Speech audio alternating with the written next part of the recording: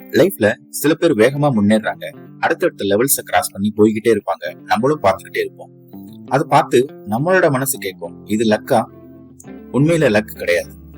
அவங்களோட thinking pattern and style வேற மாதிரி இருக்கு. டாப் 1% திங்கர்ஸ்னு சொல்றாங்க.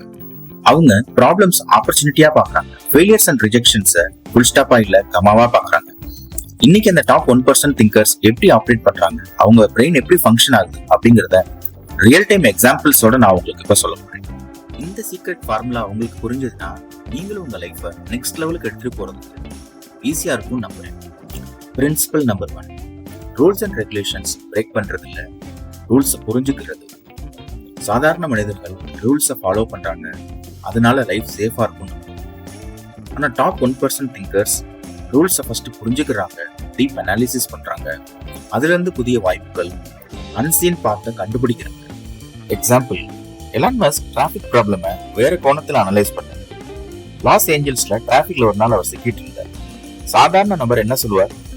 கவர்மெண்ட் நம்மளை சரியா டேக் கேர் பண்ண மாட்டேங்குது, ரோட்ஸ் இன்னும் நிறைய இம்ப்ரூவ் பண்ணணும், ஃபிளைஓவர்ஸ் நிறைய போடணும், பப்ளிக் டிரான்ஸ்போர்ட் ஃபெசிலிட்டிஸ்லாம் இன்னும் பண்ணி கொடுக்கணும் அப்படின்னு சொல்லுவாங்க.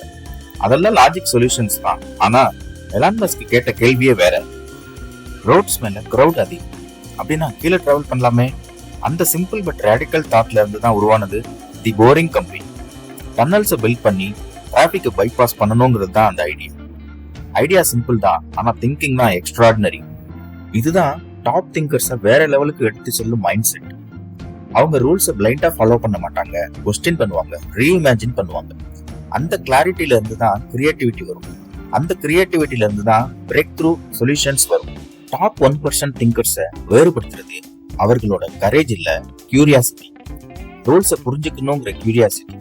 அந்த கியூரியாசிட்டி தான் அவர்களை ஆர்டினரியில இருந்து எக்ஸ்ட்ராடினரியா எடுத்து செல்லும். பிரின்சிபல் 2, எல்லா வேலையும் செய்ய வேண்டாம், எது இம்பார்ட்டன்ட் ஒர்க்கோ அதை கரெக்டா செய்யணும். நம்மளுக்கு ப்ராப்ளம் அதிகமா வர்றதுக்கு ரீசன் நம்மளுக்கு ஒர்க் சஃபிசியன்டா இல்லாம இருக்கிறது இல்ல, ராங் ஒர்க் செய்யறதுனால. டாப் 1% திங்கர்ஸ் ஒரே ஒரு கேள்வி மட்டும் கேட்பாங்க, இதுல எது வேல்யூ கொடுக்கிறது? 3 simple filters: important, impactful, irreversible. இந்த 3 கொஸ்டினுக்கும் எஸ்ன்னு பதில் வந்துச்சுன்னா மட்டும்தான் அவங்க ஒரு ஒர்க்கையே இனிஷியேட் பண்றாங்க. ஒரு ஒர்க் பண்றதுக்கு முன்னாடி அது முக்கியமா இல்லையா எப்படி ஃபைண்ட் அவுட் பண்றது? ஒரு டெசிஷன் உங்களோட வேல்யூஸ், கோல்ஸ் இல்லைன்னா லாங் டேர்ம் விஷனுக்கு தொடர்புடையதா? ஃபார் எக்ஸாம்பிள், நீங்க ஒரு புக் ரீட் பண்ணணும்னு நினைக்கிறீங்க. அந்த புக் உங்க கரியருக்கும் உங்க மைண்ட் செட்டுக்கும் முக்கியமா? Random novels versus leadership book, இதுல எது முக்கியம்? லீடர்ஷிப் புக் தான் முக்கியம். அந்த டெசிஷன் நீங்க எடுத்ததுக்கு அப்புறம் அது ஒரு விசிபிள் சேஞ்சஸ் உண்டாக்குமா? ஃபார் எக்ஸாம்பிள், சோசியல் மீடியால நீங்க ஒரு போஸ்ட் போடுறீங்க. அந்த போஸ்ட் உங்க ஆடியன்ஸ்க்கு ஒரு இன்ஸ்பிரேஷன் தருமா, இல்லைன்னா ஜஸ்ட் என்டர்டைன்மெண்டா? இம்பாக்ட்ஃபுல் கண்டென்ட்ங்கிறது உங்க கிரெடிபிலிட்டியை பில்ட் பண்ணணும். சில டெசிஷன்ஸ் ஒன்ஸ் நம்ம எடுத்துட்டோம்னா அதெல்லாம் திருப்ப முடியாது.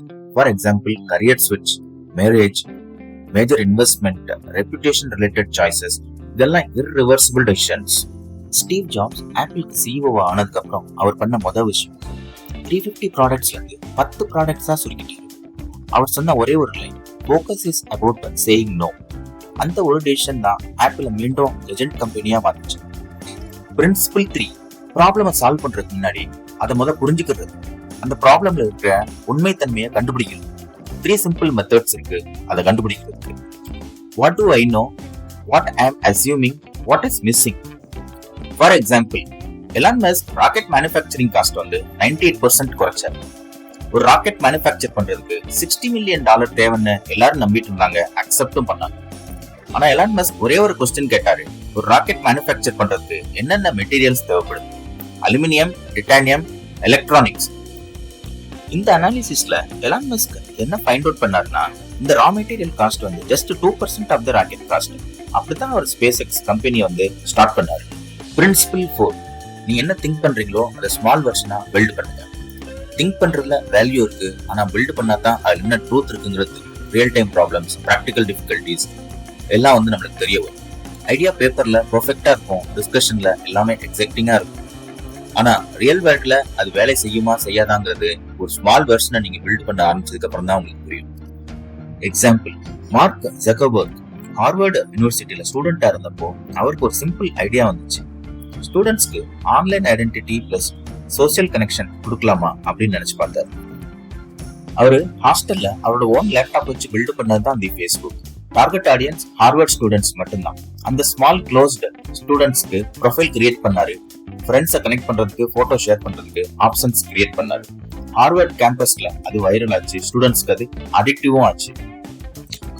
அந்த ஃபீட்பேக் வேலிடேஷன் கிடைச்சதுக்கு அப்புறம் ஸ்டெப் பை ஸ்டெப்பா இம்ப்ரூவ் பண்ணாரு. வேற யூனிவர்சிட்டிஸ் காலேஜஸ்க்குலாம் அது ஸ்ப்ரெட் ஆச்சு. அதுக்கப்புறம் என்ன நடந்துச்சுன்னு நம்மளுக்கு எல்லாம் தெரியும். நம்ம செல்போன்ல ஃபேஸ்புக் கண்டிப்பா இருக்கும். பிரின்சிபிள் 5, நான் கிரேட்டஸ்ட் இல்ல. டாப் திங்கர்ஸ் அரகண்ட் கிடையாது. அவங்க ஒரு உண்மையை நல்லா தெரிஞ்சவங்க. என்னை விட யாராவது இதை நல்லா தெரிஞ்சிருக்கலாம். இந்த தாட் அவங்கள பவர்ஃபுல்லா மாத்துது. எக்ஸாம்பிள், சத்யநாதெல்லாம் மைக்ரோசாஃப்ட் கல்ச்சரையே மாத்தினார். அவர் சிஇஓ ஆனதுக்கு அப்புறம் மைக்ரோசாஃப்ட்ல ஒரு சென்டென்ஸ் சொன்னார், don't be a know it all, be a learn it all. இந்த ஒரு ஆட்டிடியூட் மைக்ரோசாஃப்ட்டுக்கு ட்ரில்லியன் வேல்யூ சேர்த்து. நம்ம வீடியோவோட எண்டுக்கு வந்துட்டோம். டாப் திங்கர்ஸ் வேற மாதிரி சிந்திக்கிறதுக்கு கத்துக்கிட்டோம். இந்த 5 பிரின்சிபல்ஸையும் நீங்க ஃபாலோ பண்ணீங்கன்னா நீங்க காமா சிந்திக்க முடியும். உங்க டெசிஷன்ஸ் ஷார்ப்பா இருக்கும். உங்க growth வேகமா உயரும். தேங்க்யூ.